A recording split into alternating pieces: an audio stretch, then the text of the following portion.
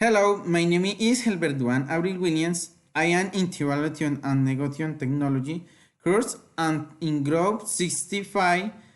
Today is December 40, 2020.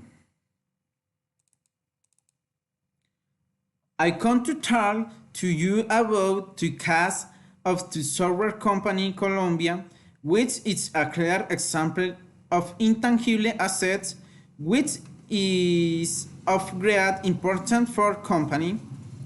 In the same way, to being technology of other similar products must have a great commercial value.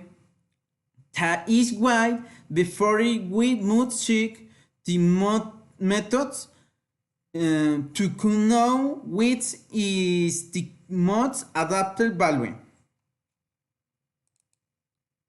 The commercial method with which it is most competitive is valued and its effectiveness should be selected to adequately control the product.